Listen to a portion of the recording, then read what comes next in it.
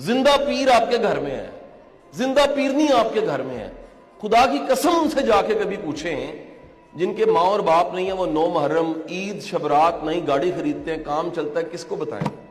وہ ٹھنڈی مٹی کی قبر پہ جا کے کھڑے ہو جاتے ہیں، اس سے باتیں کرتے ہیں، اگربتیاں لگاتے ہیں، پھول پھینکتے ہیں، ترستے ہیں کہ اس وقت بیبے ہوتی، ابا ہوتا، ماں ہوتی، باپ ہوتے، ان سے کہتے کہ یار یہ دیکھو کل ماں جی تسی محنت کی آج تاڑا پتر کتنے پہنچ گیا.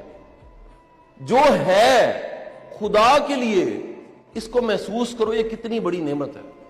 جو زندگی میں جس سواری پہ بھی آئے ہو، قسمن کہتا ہوں وہ سواری بڑے لوگوں کی حسرت ہے. جو کپڑے پہنے آپ نے، میں قسمن کہتا ہوں بڑے لوگوں کی وہ حسرت ہے کہ یار یہ کپڑے.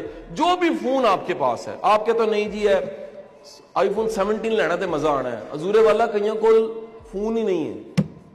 میں ابھی صبح ایک لیکچر تھا، فلیٹی سے نکلا، میرے پاس پکچر ہے موبائل میں، میں بھاگوں، لوگ مل رہے ہوتے، تصویر محبت سے کھینچ رہے. ایک صاحب آئے، آواز آئی ان کی، شاہ صاحب میں نے فوٹو کھچانی ہے. تو میں نے دیکھے بغیر کہا، میں کہا کھچا لیں. کہتا کھینچنی آپ کو پڑے گی. مجھے تھوڑا غصہ آیا، میں کہا یار یہ مجھے پیچھے سے آواز لگا رہا ہے، ایک تو فوٹو کھینچنی، دوسرا کھینچنی تانوں پے گی. میں نے مڑ کے دیکھا، چٹا صاحب دونوں بازو نہیں تھے. مجھے شرم آئی، باری تعالیٰ میرے دونوں بازو ہیں اور میں ان 2 بازوؤں کے ہونے کا مجھے احساس ہی نہیں ہے.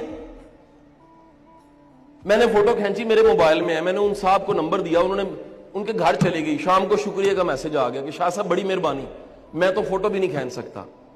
ایک لمحے سوچیں، آپ اٹھا کے گلاس پی رہے ہیں، کسی کے بازو نہیں ہے، کسی کی ٹانگیں نہیں ہیں، کسی کو رسوائی مل گئی ہے.